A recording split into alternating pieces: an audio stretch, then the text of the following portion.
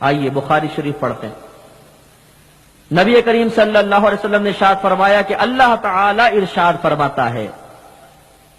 اگر جبریل کے واسطے سے، فرشتے کے واسطے سے اللہ کا کلام نبی تک پہنچے تو اس کو قرآن کہہ دیا جاتا ہے، اور جب فرشتے کا واسطہ نہ ہو، اللہ تعالیٰ براہ راست اپنے حبیب سے قلب میں الہام کے ذریعے کلام فرمائے تو اس کو حدیث قدسی کہا جاتا ہے، اور بھی اس کی تعریفیں لکھی ہیں، بہرحال یہ بھی ہے۔ تو حدیث قدسی ہے، اللہ تعالیٰ ارشاد فرماتا ہے کہ میرا کوئی بھی بندہ فرائض سے زیادہ میرا قرب حاصل نہیں کر سکتا،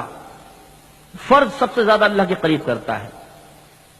پھر میرا بندہ نوافل ادا کرتا رہتا ہے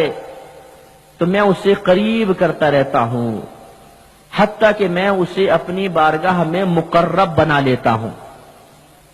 جب وہ میرا مقرب بن جاتا ہے تو میں اس کے ہاتھ بن جاتا ہوں جس سے وہ پکڑتا ہے، میں اس کی آنکھ بن جاتا ہوں جس سے وہ دیکھتا ہے، میں اس کے کان بن جاتا ہوں جس سے وہ سنتا ہے، میں اس کے پیر بن جاتا ہوں جس سے وہ چلتا ہے۔ یہاں تھوڑی سی وضاحت،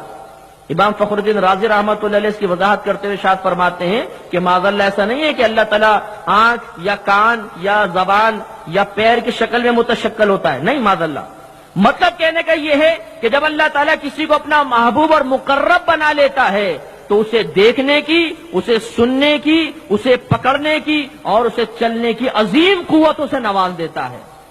پھر وہ لاکھوں میل دور تک دیکھتا ہے، دور دور کی آوازیں سنتا ہے، ہزاروں میل دور کی چیزیں پکڑ لیتا ہے اور ایک لمحے میں زمین کے فاصلہ طے کر لیتا ہے۔ اور آخری جو جملہ سماعت فرمایا، اللہ تعالیٰ نے ارشاد فرمایا، پھر وہ جو کچھ مجھ سے مانگتا ہے میں اسے عطا کر دیتا ہوں، اور جس چیز سے پناہ طلب کرتا ہے میں اسے پناہ دے دیتا ہوں۔ یا سوال ہوتا ہے کہ تم اولیاء کرام کے مزارات پہ کیا لینے جاتے ہو؟ اولیاء کرام کے مزارات پر اللہ تعالیٰ کے وعدے کی تکمیل دیکھنے کے لیے جاتے ہیں، اس لیے کہ اللہ نے اپنے ولی سے وعدہ کیا۔ یہ ولی کی صفت ہے، نبی تو بہت نور علی نور ہے، یہ ولی کے بارے میں ہے کہ پھر وہ جو مجھ سے مانگتا ہے میں اس کو عطا کر دیتا ہوں۔ اس کا تو کوئی بھی انکار نہیں کر سکتا کہ اگر جسم فنا ہو بھی جائے تو روح زندہ رہتی ہے، اور روح کا تعلق قبر سے ضرور ہوتا ہے۔